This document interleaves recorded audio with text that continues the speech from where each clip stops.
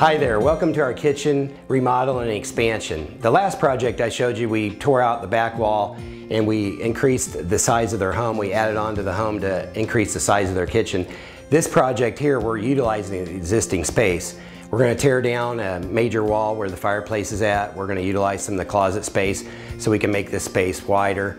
And I'd like to take you around and show you some of the features and items that we're going to be doing. When you're tearing out your kitchen, it's going to be down for about 2 months. We're going to utilize the dining room for the new kitchen. We're going to have a refrigerator in here. We're going to have an oven, and we're going to utilize the laundry room sink. And we're going to utilize some of the cabinetry and the countertop. That way the homeowners can function halfway normal during this process. Luckily, this homeowner has 2 stairways. This stairway here we're going to be able to close off with plywood and visqueen, and this will keep the dust from going upstairs. This home's 14 years old. 14 years ago, the vinyl floors were still the thing to do. This was like a $30 a yard vinyl floor. The kitchen was laid out. At that time, it was pretty awesome, but as the homeowner used the kitchen, they found that it didn't work very well. The refrigerator, when it opened up, no one could pass through. The silverware drawer was right in the way of where you would prepare your sandwiches, so you're constantly tripping over people. And the stove is electric stove, and it just didn't situate the homeowner properly for their cooking needs. They wanted to go with a gas stove.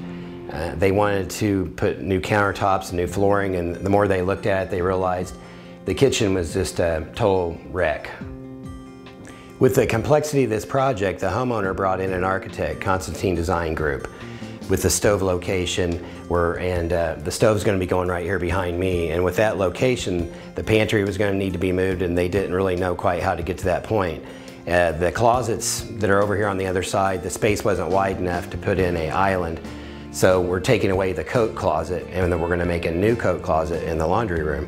And with the stove location behind me right here, these 2 windows in the corner were not going to work effectively with the kitchen, so we're adding a new 3-foot wide by 4-foot window right here over the new sink location. And we're also going to tear out this wall here with the fireplace.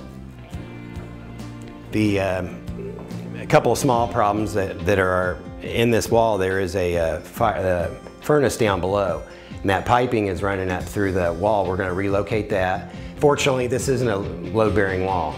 Then we're going to build an elliptic arch all the way across with a couple of nice columns, and that way it's going to open up these 2 spaces.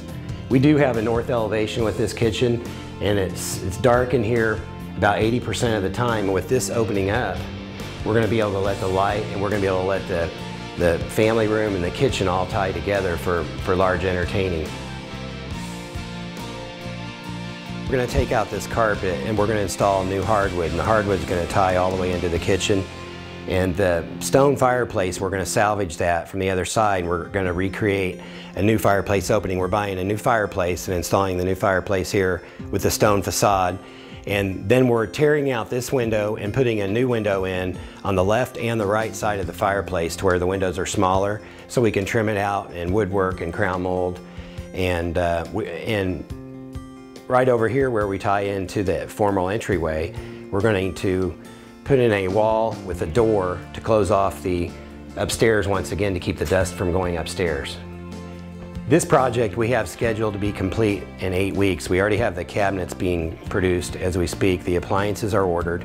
The wood floor, we're still in the process of getting the wood floor obtained. But having all these items together ahead of time, we can keep a tight schedule and keep the dust from intruding the home, and also keep their kitchen operating efficiently while this project is going on, to keep the homeowner's stress level down as much as I possibly can. That's my ultimate goal.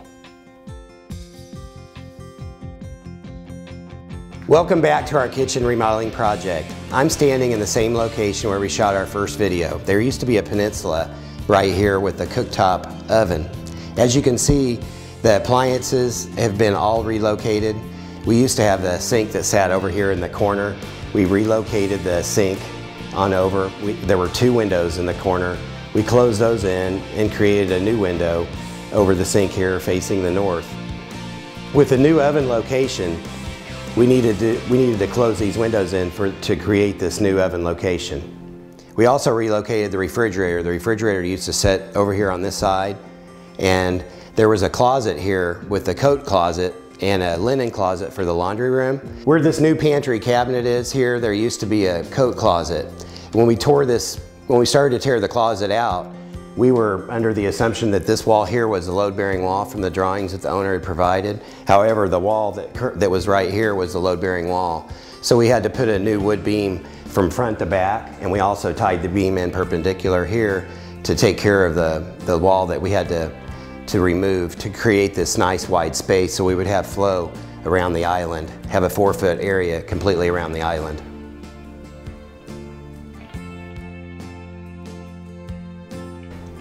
We went ahead and used solid cherry woodwork, Wood Shapes Unlimited, a company here locally in New Palestine, hand built every one of these cabinets. And there's a lot of nice features on these cabinets.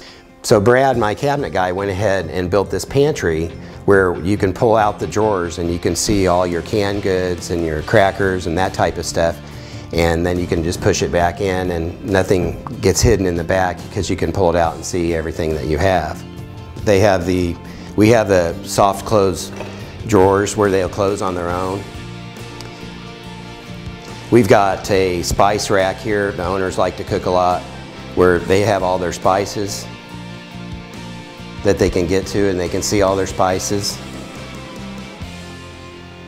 And with all the cooking and the odors from the cooking, we went ahead and put in this really nice exhaust hood. We went ahead and cut the brick out and vented this unit completely outside. And we have all new appliances, Thermador appliances, the gas range here. And we installed 2 new wall ovens. One's a microwave, but it can be used as an oven also. We went with this beaded glass on the corner cabinets, and we also went with glass shelving here. The backsplash here is all tumbled brick style. And my tile guy went ahead and cut out all these square points to put these 4 decorative tiles here to give it a nice effect behind the stove. With a large remodeling project like this, I like to always work with a designer because there are so many elements to bring this project together, from the granite to the backsplash material, to the color of the cabinetry, to the flooring, what size, what color. This is a hand-scraped floor, and how it's all going to flow with the home and tie the spaces together. The paint colors. I used Bev Markoff on this and she did a fantastic job. We wanted to go with something different on the focal points above the sink and also the hood. So Brad suggested this hand-carved cherry crown mold. In these 2 areas it looks nice, it's not too busy, and then we went with a simple crown mold around the rest of the cabinetry. I'm standing where the fireplace used to sit. The fireplace was here, there was a wall that came across here, and there was a small arched opening right here. Well, this wasn't a load-bearing wall, so we tore the wall completely out and we built this elliptic arch, and we went ahead and put some panel moldings on it. We custom made the casing. Schreiber Lumber made this for me. They templated it and made it. We went ahead and we carried the same granite from the countertops for this hearth here underneath the new stone. And then we used the granite on top of these new cabinets that we had built. We went ahead and had the doors. We put an arch on the doors so we could mimic the arch, the new big arch, so that it would all tie together.